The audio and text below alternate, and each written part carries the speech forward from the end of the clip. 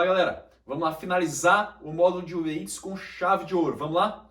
Olha só, hoje a gente vai falar das uveites difusas. Eu dividi a aula em dois momentos, uveites difusas 1 e uveites difusas 2, porque a gente vai falar aqui de 4 doenças, tá? Nós vamos falar de Vosch, Koyanagi Arada, oftalmia simpática, e essas duas vão compor o nosso primeiro momento de aula. E nós vamos terminar o nosso segundo momento de aula falando aí da doença de BC e da sarcoidose. Então, pessoal, olha, começando com síndrome de Vosch-Koyanagi Arada, eu já peço para vocês, prestem muito atenção nesta síndrome. Ela talvez seja a mais importante de hoje. E ela já, se você entendendo os detalhes, você vai entender com certeza a oftalmia simpática, que é quase a mesma coisa, muito parecido.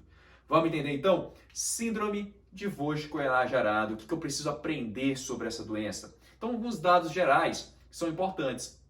Você vai lembrar já da sua formação de oftalmologista que a Vosch-Koyanagi Arada tem a ver com imunidade, tem a ver com autoimunidade. E aí se eu for te perguntar assim, cara, pega mais quem? Mulher ou homem? Meu amigo, doença autoimune, doença estranha que a gente não conhece é o quê? Pega mais mulher, na verdade, é assim que a gente pega já lá da medicina. Beleza. Daniel, mexe com a imunidade, então tem que ser um paciente que tem imunidade boa. Então, quem são os pacientes que têm imunidade boa? Aqueles pacientes adultos jovens. São pacientes que têm o sistema imune já maturado. Então, eles têm a capacidade de gerar resposta autoimune com muita intensidade. Então, mulher jovem. Daniel, tem alguma predominância racial? Aí eu te falo, cara, uma doença que se chama Síndrome de Vosch-Koyanagi Arada. Pega asiático, né? Então, pacientes asiáticos. Tem outro grupo que vocês vão entender mais na frente aí, que também são muito afetados pela síndrome de Vosch-Koyanagi Arada. Mas guarda por enquanto só essas 3 informações. Beleza, pessoal? Então, olha só, o que acontece aqui nessa doença, cara? Você desenvolve uma autoimunidade idiopática. Você não sabe, ainda não se sabe qual é a causa. Você sabe que o paciente se expõe a algum determinado antígeno ambiental, não se sabe ainda qual, e esse paciente tendo suscetibilidade genética, e aqui a suscetibilidade genética desses pacientes tem muita relação com o HLA-DR1 e o HLA-DR4, tá? Esses pacientes desenvolvem uma autoimunidade idiopática contra quem, Daniel? Quem é o grande alvo? Tecidos pigmentados, contra os melanócitos. Beleza, pessoal? E olha só, tecido pigmentado, qual é a outra raça que é muito acometida? Quem tem muito pigmento, então pacientes de raças mais pigmentadas. Beleza, tranquilo. E aí a gente começa a pensar assim, bom, se o alvo são aqui os melanócitos, eu já começo a entender a clínica desse paciente. Cara, quer lugar que tem mais melanócito do que a sua pele, meu amigo? Então é uma doença multissistêmica, vai afetar vários órgãos. Por exemplo, pele, que é algo que tenha mais melanócito do que a pele. Então começa a lesiona a pele, e sobrevém quem? Sobrevém o vitiligo, sobrevém a poliose, que é essa perda dos pigmentos dos pelos, dos fâneros, né? Aqui no caso dos cílios. Isso pode ficar muito intenso, muito característico. Tá lá o paciente de uma raça mais pigmentada com uma característica poliose, muito intensa. Daniel, o que mais que tem pigmento no nosso corpo? O que mais tem melanócito aí no nosso corpo? Olha só, lá dos nossos amigos aí, né? Dos nossos parceiros otorrinolaringologistas, né? A cóclea. Então a cóclea também tem tecido pigmentado. E olha, lá também ocorre lesão. Então é muito comum esses pacientes se manifestarem, por exemplo, com surdez neurosensorial, com zumbido, com vertigem. Isso é muito comum. Tem mais um lugar que gosta de ter pigmento, pessoal? Vamos lembrar? Olha só, tem sim. As meninges do nosso corpo, elas possuem também melanócitos. E daí vem uma característica muito importante desses pacientes, que é o meningismo. E se você observa o líquor desses pacientes, você vai ver uma pleocitose às custas de linfomononucleares. Isso é muito característico. Tá? Mas é claro que para nós hoje aqui, a gente tem que estudar aquele tecido grande pigmentado do nosso olho. Quem é o grande tecido pigmentado do nosso olho? O trato uveal. Então, nada mais justo do que nós temos aqui a nossa uveíte, né? a nossa inflamação difusa do trato uveal e, portanto, uma pan-uveíte. E é a respeito deste tema que a gente vai nos aprofundar aqui agora, a parte que importa ao oftalmologista. Beleza, pessoal? Então, olha só, todos esses detalhes aqui, eles não acontecem ao acaso. Existe uma ordem cronológica, isso é muito legal de vocês pegarem. Vamos lá entender qual é a ordem cronológica. Então, assim, a primeira fase da doença se chama fase prodrômica. Ela dura alguns dias, tá, pessoal? E em geral se manifesta como se fosse uma gripe, sintomas gripais, febre, fraqueza, cansaço. E aqui adentra zumbido, surdez neurosensorial, meningismo, pleocitose, as custas de linfomononuclear. Geralmente essa pleocitose está presente em 80% dos pacientes e ela é mais comum ao longo das primeiras 8 semanas do curso clínico. Logo após essa fase prodrômica, que tem alguns dias, que dura alguns dias, surge aí a grande fase característica que vai te fazer pensar em voo de Koyana Jarada, que é a fase uveítica. E a gente tem aqui que separar um slide só para a fase uveítica, cara, porque ela é muito importante para vocês. Tá? Essa fase aguda ou fase uveítica, que pode durar aí alguns meses, ela é composta por uma uveíte bilateral simultânea. Pode começar em um dos olhos e depois, logo em seguida, alguns dias depois, partir para o outro olho, tá, pessoal? Não precisa ser exatamente no mesmo dia que vai começar a doença, tá bom? Pode começar no olho e rapidamente partir para o outro olho também. Tá? Ela aí, como a gente falou, dura algumas semanas a meses e ela é caracterizada como? Vamos lá. Primeiro elemento, uma uveíte anterior que pode ser granulomatosa. Então, só para vocês lembrarem aqueles PKs mais grosseiros, né? Os PKs Multon Fett, granulomatosos, pra você lembrar. Então, Daniel, arada é uma das causas de uveíte granulomatosa? Com toda certeza. E aí você vai entrando mais aí no olho, vai observando outras alterações, como as alterações fundoscópicas. E, cara, o que chama muito a atenção aqui é o descolamento exudativo da retina. Você pode ter também uma certa inflamação do nervo óptico. Aqui está bem discreto, mas olha só, imagem aí do CBO pode ser assim, ó, o descolamento exudativo. Você vê esse descolamento importante, bilateral, e você não identifica roturas. É um descolamento em decorrência de inflamação. Se você pega e faz aí um OCT, você vai identificar esse líquido subretiniano, né, esse aspecto característico. E aí, pessoal, olha só, descolamento de retina exudativo, esse líquido que está descolando a retina está vindo de algum lugar. De onde ele está vindo, cara? Está vindo da coroide, que está inflamada. Então, se você estuda um pouco mais essa vascularização, como que eu estudo a vascularização da retina, Daniel? Eu peço uma angiofluoresceinografia, você vai identificar esses achados clássicos, que são os pinpoints. O que são os pinpoints? São pontos de extravasamento de contraste. Por quê? Por conta da inflamação, cara. Então, esses pontos eles extravasam, começa a extravasar, começa a acumular, o que a gente chama de pooling, e esse acúmulo gera o descolamento. Daqui está vindo o descolamento de retina do seu paciente. Daniel, eu quero. Você me disse que o trato uveal é o local aí onde está principalmente os melanócitos. E eu queria muito estudar o trato uveal. Eu gostaria de estudar a coroide. Qual é o exame que eu peço para estudar a coroide? Decora, cara. É a indocianina verde. Você pode chamar ela também de indocoroidianina verde para você nunca mais esquecer. Tá? Então, se você pede aqui uma indocianina verde, olha só, você começa a ver aqui, ó, esses vários pontos hipocianescentes. Daniel, o que são esses pontos hipocianescentes? São os focos inflamatórios, granulomas de inflamação da doença. Tá? O nome disso são os dark dots, a gente chama isso de dark dots. E observe isso aqui também, ó. Esse aqui é um caso de um paciente no início da doença e esse aqui é o caso de um paciente já após o tratamento. Olha esse vaso da coroide aqui, ó. Olha como ele está apagado, olha como ele está pouco definido. E após o tratamento, olha como você consegue perceber muito melhor esse vaso.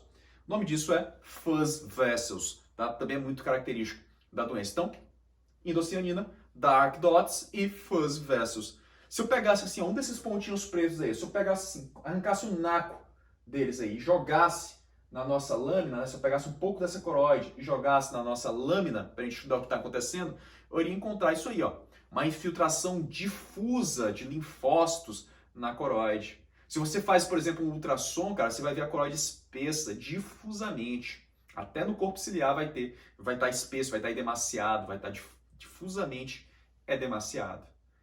E existe aqui um achado muito importante, muito característico. Tá? Se você aproximar um pouquinho mais aí, entre ali o EPR e a membrana de Bruch, você vai encontrar os nódulos de Dahlen-Fuchs. Nódulos de Dahlen-Fuchs que nada mais são do que granulomas. nessa localização.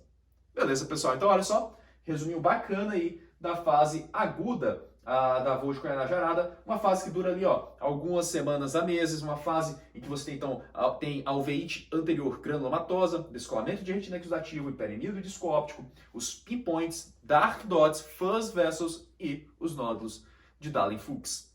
Beleza, pessoal? Então tá bem resumido aqui para vocês. A gente parte então para a próxima etapa. A próxima etapa é a fase de convalescência. E qual é a grande característica dessa fase de convalescência? Em geral, ela dura um pouco mais de tempo, tá? Surge após alguns meses, 2 a 3 meses. E a grande característica desta fase é a despigmentação.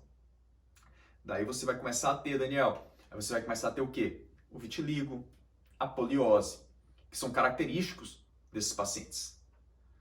Existe um outro sinal muito interessante, principalmente em asiáticos, que é o sinal de Sugiura, que é essa despigmentação aqui, ó, perilimbar. Tá aqui, ó, uma despigmentação perilimbar na região do limbo do paciente. Daniel, tem mais algum tipo de despigmentação aqui? Com certeza, pessoal, o fundo de olho desse paciente muda muito nessa fase. Então, olha só, fase aguda, tá lá, paciente com hiperemia de disco e aqui, ó, descolamento exudativo, descolamento exudativo. Este mesmo paciente, daqui a 180 dias, conforme vocês observam na imagem, observa como muda a coloração. O nome disso é fundos em pôr do sol, sunset glows, fundos. Outro exemplo para vocês está ali, ó, imagem da Academia Americana, descolamento exudativo, pendente, em geral, esses descolamentos eles costumam ser mais intensos na região inferior aqui, ó, por conta da gravidade, tá? E aí, após alguns meses, tá lá, fundos em pôr do sol. Você percebe uma mudança completa aqui da coloração. Então, fase de convalescência, alguns meses após a fase uveítica, eu vou ter aí a despigmentação. Vamos lá, poliose, vitiligo, sinal de Sugiura e o fundus em pôr do sol.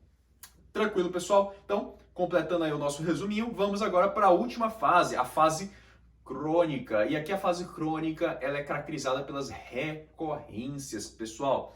E aí, você tem que pensar da seguinte forma, cara, pode dar recorrência na parte da frente do olho, segmento anterior, ou pode dar recorrência na parte de trás do olho, segmento posterior. Qual é o mais comum? O mais comum são episódios recorrentes de uveíte anterior. Tá? É mais comum do que os episódios de recorrência da uveíte posterior.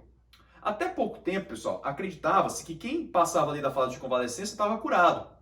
Mas hoje se sabe que se você fizer angiofluo, indocianina, eletro, você consegue perceber uma certa atividade da doença. E o grande cuidado aqui é tratar essa atividade para evitar que esse paciente continue tendo complicações. E essa fase crônica, ela é muito caracterizada pelas complicações da doença. Daniel, precisa decorar? Cara, não precisa.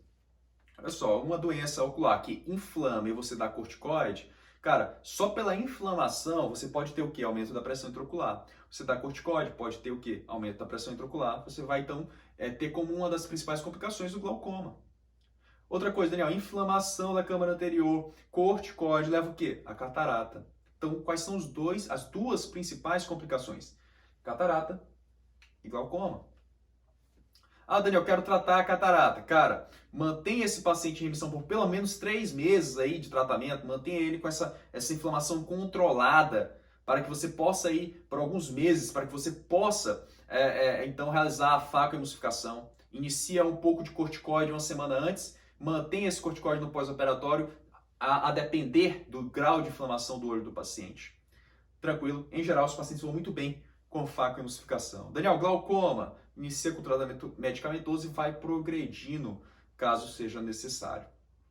Tem mais problema aqui? Posso ter mais complicação. Posso ter, por exemplo, a membrana neovascular subretiniana, uma membrana mais inflamatória. Aí eu vou precisar tratar a doença sistêmica, dar corticoide, dar imunossupressor para o meu paciente para melhorar o quadro dessas membranas inflamatórias. Eventualmente eu posso lançar a mão também da terapia com antiangiogênico. E uma complicação muito grave é a fibrose, né? Inflama, desinflama, gera o quê? Fibrose subretiniana. E aí aqui não tem como tratar, né, pessoal? Beleza, galera? Então as principais complicações, catarata e glaucoma. Outras complicações importantes, a membrana neovascular e a fibrose subretiniana. Então esse quadro é bem legal aí para vocês poderem preencher o resuminho de vocês sobre a clínica da vojicoenagem arada. Uma clínica muito florida, né, pessoal? Muito bem, conheço a clínica. Como é que eu fecho, então, o diagnóstico desse paciente? Cara, aqui existem critérios. O critério número 1 é você excluir traumas penetrantes no olho desse paciente. Esse é o critério número 1. Daniel, não entendi. Você vai entender logo mais. O critério número 2 é você excluir diagnósticos diferenciais. Por exemplo, oftalmia simpática. Por exemplo, aí você pode ter sarcoidose. Essas duas doenças nós vamos ver ainda hoje. Por exemplo, você pode ter as coroidites não infecciosas, que vocês vão estudar aí com o professor Bernardo essa semana.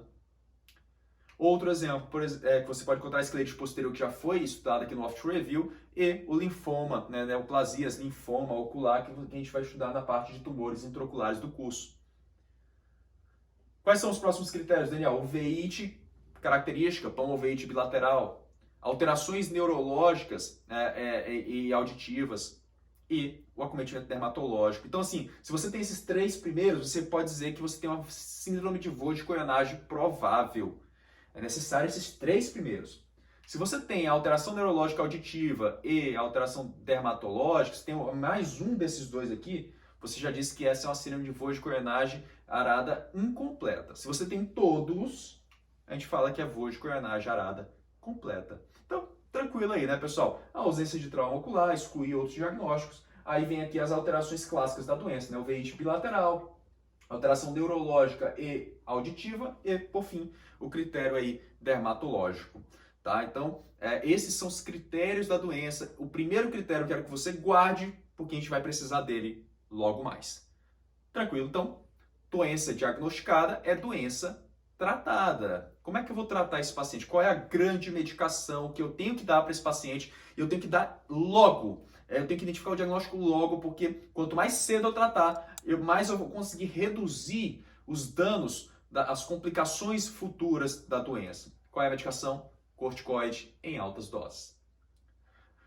Aqui no nosso serviço, no serviço do Hospital das Clínicas, e o que costuma ser cobrado nas suas questões é a pulsoterapia. Você inicia uma pulsoterapia, 1 grama, tá, para esse paciente, 1 grama dia por 3 dias. Após isso, você adiciona aí corticoide por via oral em altas doses, em torno aí de 1 a 2 miligramas por quilo dia via oral, com desmame muito lento por pelo menos 6 meses. E esta informação dos 6 meses é importante para você, grave ela. Pelo menos 6 meses. Daniel, como é que eu acompanho esse paciente? Cara, você vai avaliar a reação de câmara anterior e vai avaliar a sua angiofluorescendografia, né? Aqueles pinpoints, o DR exudativo. Tranquilo. Geralmente, com essas medicações aqui, com essa medicação, você consegue controlar muito bem o quadro. Por vezes, claro, muito tempo usando a medicação, uma medicação que dá muito efeito colateral, você precisa entrar aí também com imunossupressor, tá? Para tentar poupar a quantidade de corticoide que você vai utilizar. Então, em geral, você pode adicionar um imunossupressor também aí para ir reduzindo paulatinamente esse corticoide, lembrando que ele tem que ficar por pelo menos 6 meses. Tranquilo, pessoal? Beleza. Olha só, qual é a principal opção aqui que nós temos de imunossupressor? Em geral, a gente utiliza ciclosporina. E aqui na ciclosporina é legal você lembrar que ela costuma dar hipertensão arterial sistêmica e costuma dar vasoespasmo renal, ou seja, insuficiência renal. Tá? Então é legal lembrar desses 2 efeitos colaterais. A azatioprina, é importante lembrar que ela pode dar alteração em enzimas hepáticas e alterações hematológicas. Então, esse paciente precisa ser acompanhado com exames laboratoriais com uma certa frequência para avaliar efeitos colaterais. Beleza, pessoal? Então, era isso que nós tínhamos para falar de vojicoenagem arada. E agora a gente vai passar aqui para a nossa segunda uveíte difusa, que é a oftalmia simpática. E, cara, se você pegou vojicoenagem arada, isso aqui vai ser mole. Sabe por quê? Vamos voltar aqui lá nos nossos critérios diagnósticos de arada. Vamos lá. Cara, olha lá. Primeiro critério, tem assim, ó, ausência de trauma penetrante ocular. Daniel, eu não entendo por que desse primeiro critério ali em cima. Cara, você é muito importante você entender isso aqui. Olha só, Quando você tem a ausência, você tem a presença, quando na história do seu paciente, que você está suspeitando de arada, tem a presença de trauma, Daniel, a principal hipótese diagnóstica agora é oftalmia simpática. Daniel, por que isso, cara? Explica pra mim. Olha só, vamos lá aqui entender com tranquilidade. Vamos falar um pouquinho aqui agora de oftalmia simpática para vocês. A oftalmia simpática é uma doença autoimune relacionada a traumas penetrantes, em especial aqueles em que você tem a exposição da úvea, tá? Então, trauma, cerca de 0,5% dos pacientes com trauma penetrante podem desenvolver oftalmia simpática. É muito raro. E cirurgias intraoculares, mais raro ainda porque você tem ali um procedimento intraocular muito mais controlado do que um trauma acidental, né? Então, qual é o principal procedimento relacionado? Daniel, cirurgias vitreoretinianas. Cirurgias que estão próximas ali da coroide, vamos pensar dessa forma. O que acontece, né? Então, a fisiopatologia é o seguinte, cara. Olha só, você tem um olho que sofreu trauma, o olho do trauma, o olho simpatizante, em que, em geral, após esse trauma, ele pode expor antígenos da nossa úvea. Na nossa olho é como se fosse um santuário imunológico. Ele tem alguns antígenos que o nosso sistema imune não conhece. E aí, depois de um trauma, você pode expor esses antígenos. E aí, esses antígenos, na presença de um paciente com uma suscetibilidade genética, HLA A11, HLA DR4, são os principais aqui, esses antígenos estimularão a autoimunidade. Em geral, esse processo acontece em torno de 3 meses, tá? 80% dos pacientes aí desenvolvem essa autoimunidade após 3 meses do trauma. Tá, Daniel, autoimunidade contra quem, cara? Autoimunidade contra tecido veal, contra os melanócitos. Aí você pensa, poxa, Daniel, já ouvi falar dessa história. Vôge Koyanagi arada era assim. É assim também aqui em oftalmia simpática? Exatamente, a mesma coisa, pessoal. E aí, o teu sistema imune, as tuas células imunes, a imunidade celular começa a se desenvolver e começa aí a atacar tecidos pigmentados. E aí você pensa, bom, vai atacar então o trato veal do olho traumatizado e do olho que não foi traumatizado. Então, ele vai lá, ó, no olho simpatizado, que nós chamamos, e você tem então a doença nos 2 olhos. Beleza, pessoal? Daniel, qual é a característica, a lesão clássica? É uma panuveiite bilateral igual Vôge Koyanagi arada. Por isso que no critério diagnóstico da Vôge Koyanagi arada você tem que excluir trauma cirúrgico ou penetrante para você poder pensar nesse diagnóstico. Daniel, é igual mesmo? O paciente, por exemplo, vai ter meningismo, ele vai ter, por exemplo, poliose, vitiligo, ele vai ter, por exemplo, aqui, ó, sintomas auditivos, surdez. Com certeza, vai ter. Menos frequente, mas é também manifestação possível. Beleza, então, entendeu a arada? A oftalmia simpática é muito simples. Daniel, vai ter pinpoint? Vai. Vai ter dark dots, fuzz vessels? Vai. Vai ter Dahlen-Fuchs? Vai. Vai ter, Daniel, fundos em pôr do sol? Vai. É muito parecido, cara. Então, entendeu a arada, você entende oftalmia simpática.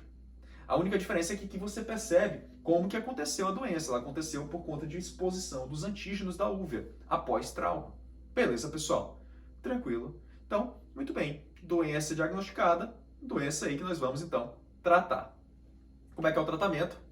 Muito parecido com a arada. Olha só, dependendo da gravidade, claro, se o cara tem uma uveite muito grave, você vai entrar com um corticoide pesado, metilprednisolona 1 grama de EV por 3 dias. Parecido com a arada.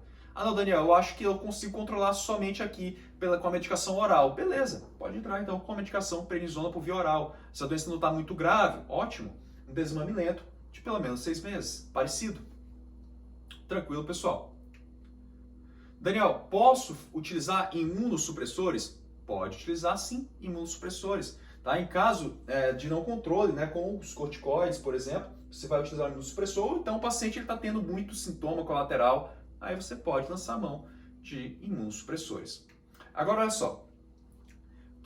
Imagina essa situação. Você está no seu pronto-socorro e chega um paciente com um trauma penetrante grave, sem prognóstico.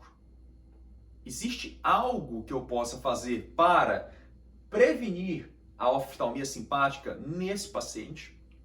Pessoal, até 2 semanas do trauma, você pode aí sim tomar algumas condutas, né, remover aquele antígeno, aquela estimulação antigênica para evitar que você desenvolva oftalmia simpática. Então você tem 2 opções terapêuticas, né? Você tem a evisceração ocular e a enucleação ocular. Daniel, qual é a melhor? Isso aqui é muito controverso, mas em teoria, a enucleação você remove todo o tecido veal e isso aí teria então um melhor benefício para o seu paciente. Daniel, o trauma é grave, mas o paciente tem prognóstico visual. Eu devo retirar, devo enuclear, eu devo eviscerar o olho? Claro que não. Tá, pessoal? Agora que a gente conhece muito mais a doença, atualmente temos muito mais opções terapêuticas, você vai tratar esse paciente, caso ele venha desenvolver oftalmia simpática. Muito raro. Tá? Então não justifica, se o olho tem prognóstico, você não justifica você fazer uma enucleação, a evisceração do olho que tem prognóstico para profilaxia de oftalmia simpática. Você vai fazer isso se o olho não tiver prognóstico nenhum. Beleza? Muitas das vezes, esses pacientes que desenvolvem oftalmia simpática, o olho do trauma, muitas das vezes, pode ser o olho que fica com a melhor visão. Tamanha a gravidade da doença no outro olho. Isso pode acontecer. Então você tem que controlar a doença com tratamento padrão ouro aí, que é o corticoide. Não resolveu, corticoide mais imunossupressor. Tranquilo, pessoal? Beleza? Então é isso que você tinha que saber aí de oftalmia simpática. Espero que vocês tenham gostado aí desse nosso primeiro momento de uveites difusas e vamos então aí para a nossa segunda parte da aula. Beleza, pessoal? Valeu!